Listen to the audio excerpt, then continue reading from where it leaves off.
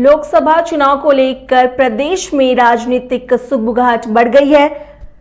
झारखंड में पार्टियों के आला कमान बदलाव होने शुरू हो गए हैं। इसी कड़ी में भाजपा के प्रदेश अध्यक्ष बदलने के साथ ही अब कांग्रेस का प्रदेश अध्यक्ष बदलना लगभग तय माना जा रहा है। ये बदलाव लोकसभा और विधानसभा चुनाव को देखते हुए किया जा सकता है, क्योंकि भाजपा ने झारखंड में पार्टी की कमान आदिवासी चेहरा बाबूलाल मरांडी को सौंपा है, तो कांग्रेस में भी आदिवासी चेहरे को लेकर चर्चा का बाजार है। विषय पर अधिक जानकारी देने के लिए हमारे साथ हमारी सहयोगी करिश्मा जुड़ चुकी हैं। तो करिश्मा, भाजपा का प्रदेश अध्यक्ष का चेहरा बदले जाने के बाद अब ऐसी सूचनाएं आ रही हैं कि कांग्रेस का भी प्रदेश अध्यक्ष का चेहरा बदल सकता है। इस पर क्या कुछ जानकारी है? जी देखिए, लोकसभा चुनाव को देखते हुए भारतीय जनता पार्टी ने एक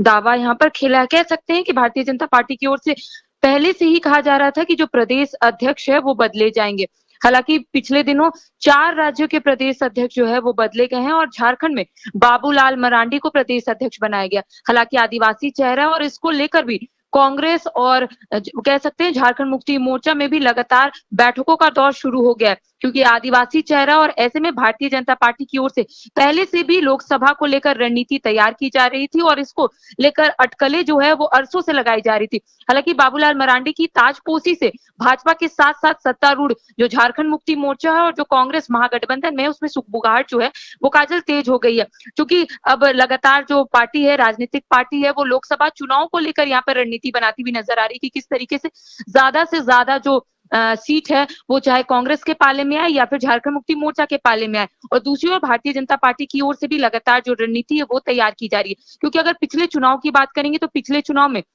12 सीट जो है वो भारतीय जनता पार्टी के पाले में आई थी। हालांकि एक जेएमएम और एक कांग्रेस, इस बार कांग्रेस की ओर से भी ये लगातार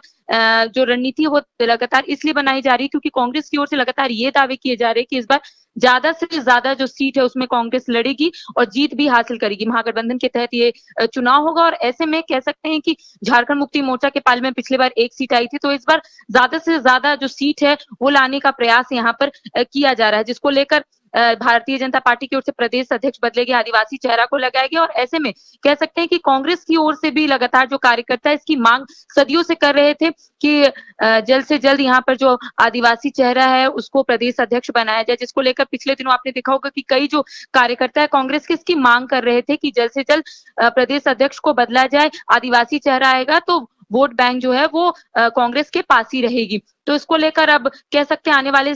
दिनों में तमाम जो चीजें हैं वो स्पष्ट हो जाएगी। लेकिन अगर पिछले चुनाव की बात करेंगे काजल, तो विधानसभा चुनाव में शानदार प्रदर्शन झारखंड मुक्ति मोर्चा और कांग्रेस का रहा, क्योंकि संताल परगना में देखे होंगे कि 18 सीटों में 14 जो सीट है उसमें झामुमो और कांग्रेस ने कब्जा कर लिया था। कोल्हान प्रमंडल में भाजपा का एक भी खाता नहीं खुला था और कह सकते हैं कि जो दोनों प्रमंडल है वो आदिवासी बहुल है, तो इसको लेकर ज्यादा से ज्यादा सीट जो है उसकी मारेमारी होती है। तो कह सकते हैं आने वाले दिनों में तमाम जो चीजें हैं वो स्पष्ट हो जाएगी कि कैसे कांग्रेस हो या फिर झारखंड मुक्ति मोर्चा हो, इसको लेकर कैसे रणनीति तैयार की जाती है। और जो प्रदेश अध्यक्ष बदले जाने को लेकर जो सुगबुगाहट है वो आने वाले दिनों में वो तमाम चीजें स्पष्ट हो जाएगी कि कांग्रेस का अगला स्टैंड क्या होगा। जी करिश्मा, इस जानकारी के लिए आपका शुक्रिया।